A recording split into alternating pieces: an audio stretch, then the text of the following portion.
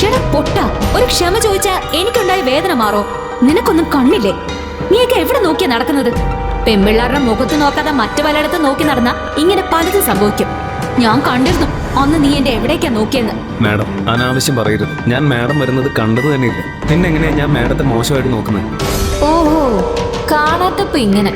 അപ്പൊ നീ ഒന്ന് ശരിക്കും കണ്ടിരുന്നെങ്കിൽ എന്തായിരിക്കും ചെയ്യുക? എടാ എച്ചിലക്കി, നിന്നെ കണ്ടാ തന്നെ അറിയാം നീ ഒരു ഞരമ്പ് രോഗിയാണ്, അല്ലെങ്കിൽ ഒരു വട്ടൻ. അതല്ലാതെ ചുമ്മാ നീ ആ ബാഗിലേക്ക് കേറി പോയില്ലല്ലോ. നിങ്ങൾ എന്നെ തെറ്റിദ്ധരിച്ചിരിക്കുക. ഞാൻ ആ ബാങ്കിലേക്ക് പോയത്. ശ്രാവൺ ഇത് പറയുന്നത് കേട്ടതും ഒരെത്തും പിടിയും കിട്ടാതെ ആലോചിച്ചു. ആരാണ് ശ്രാവൺ? ഹോട്ടലിൽ എച്ചിലെടുക്കാൻ വന്ന ശ്രാവണിനെ അതേ ടേബിളിൽ പുതുതായി വന്ന കസ്റ്റമേഴ്സായ അർച്ചനയും സുഹൃത്തുക്കളും കളിയാക്കി രസിച്ചു. അർച്ചന ശ്രാവണിനെ ഇതിനു മുൻപ് ഒരു തവണ പ്ലാറ്റിന സിറ്റി ബാങ്കിൽ നിന്നും കണ്ടിട്ടുണ്ടായിരുന്നു. അന്ന് അബദ്ധത്തിൽ ശ്രാവൺ ഗ്ലാസ് ഡോർ കൊണ്ട് അർച്ചനയുടെ നെറ്റിയിൽ ഇടിച്ചിരുന്നു. അതിന്റെ പക അർച്ചനയ്ക്ക് ഇപ്പോഴും ശ്രാവണിനോടുണ്ട്. അതാണ് അർച്ചന ശ്രാവണിനോട് തീർക്കുന്നതും. ഒരു മനുഷ്യനെ അപമാനിക്കാൻ കഴിയുന്നതിന്റെ അങ്ങേയറ്റം അർച്ചനയും സുഹൃത്ത് വന്ദനയും ശ്രാവണിനെ അപമാനിക്കാൻ ശ്രമിച്ചു. എന്നാൽ ശ്രാവൺ ആ ഹോട്ടലിലെ സ്റ്റാഫ് എന്ന നിലയിൽ അവരോട് വളരെ മാന്യമായി ഭവ്യതയിൽ തന്നെ പെരുമാറി. മാഡം, അന്നൊരു അബദ്ധം സംഭവിച്ചതാ. മാഡം ഡോറിന്റെ പുറകിലുള്ളത് ഞാൻ കണ്ടിരുന്നില്ല. അതിന് ഞാൻ മാഡത്തോട് അപ്പോൾ തന്നെ ക്ഷമ ചോദിച്ചിരുന്നു. എന്നാൽ അർച്ചന ഇത് കേട്ട് വീണ്ടും ശ്രാവണിനോട് ചൂടാവുകയാണ് ഉണ്ടായത്. ശ്രാവൺ പറയുന്നതൊന്നും ഉൾക്കൊള്ളാൻ അർച്ചന ശ്രമിച്ചതേയില്ല. എടാ എച്ചിലക്കി, നിന്നെ കണ്ടാ തന്നെ അറിയാം നീ ഒരു ഞരമ്പ് രോഗിയാണ്, അല്ലെങ്കിൽ ഒരു വട്ടൻ. അതല്ലാതെ ചുമ്മാ നീ ആ ബാഗിലേക്ക് കേറി പോയില്ലല്ലോ. നിങ്ങൾ എന്നെ തെറ്റിദ്ധരിച്ചിരിക്കുക. ഞാൻ ആ ബാങ്കിലേക്ക് പോയത് അവിടെ എനിക്ക് അക്കൗണ്ട് ഉള്ളതുകൊണ്ടാണ്. ശ്രാവൺ ഇത് പറയുന്നത് കേട്ടതും അർച്ചനയുടെയും അവിടെ കൂടിയിരുന്നവരുടെയും ഇടയിൽ നിന്നും ഒരു കൂട്ടച്ചിരി മുഴങ്ങി. അർച്ചന ആ ചിരിയോടെ തന്നെ ശ്രാവണിനെ വീണ്ടും കളിയാക്കി സംസാരിച്ചു. പ്ലാറ്റിന സിറ്റി ബാങ്കിൽ നിനക്ക് അക്കൗണ്ടോ? എടാ തെരുവ് പട്ടി, അവിടെ അക്കൗണ്ട് വേണമെങ്കിൽ മിനിമം എത്ര രൂപ അക്കൗണ്ട് ബാലൻസ് വേണമെന്ന് നിനക്കറിയോ?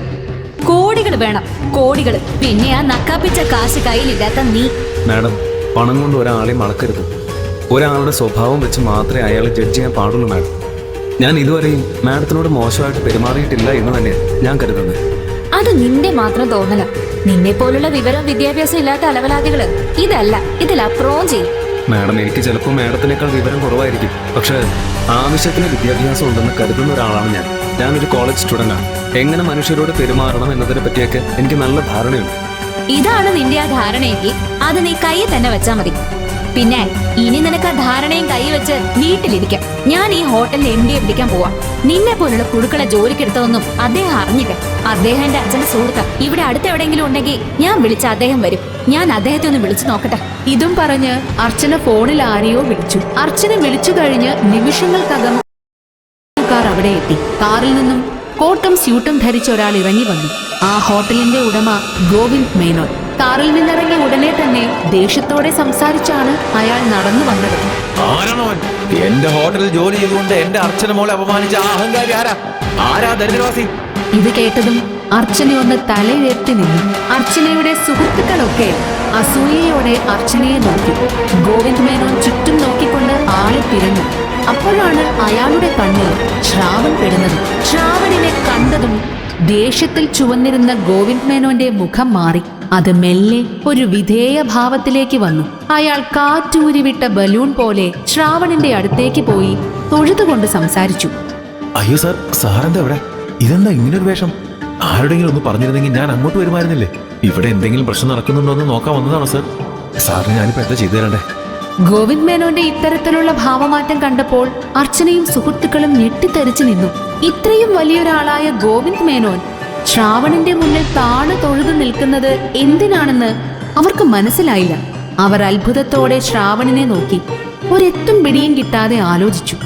ആരാണ് ശ്രാവൺ? ഗോവിന്ദ് മേനോൻ എന്തിനാണ് ശ്രാവണിന് മുന്നിൽ വിധേയനായി നിന്നത്? ശ്രാവൺ എന്തിനാണ് ആ ഹോട്ടലിൽ ജോലി ചെയ്യുന്നത്? ശ്രാവണിന് മറ്റൊരു മുഖമുണ്ടോ? അർച്ചനയും കൂട്ടുകാരും അറിയാൻ പോകുന്ന സത്യങ്ങൾ എന്തൊക്കെയാണ്? ഈ കഥ തുടർന്ന് കേൾക്കുന്നതിനായി ഇപ്പോൾ തന്നെ പോക്കറ്റ് FM ആപ്പ് ഇൻസ്റ്റാൾ ചെയ്യൂ. Link in description.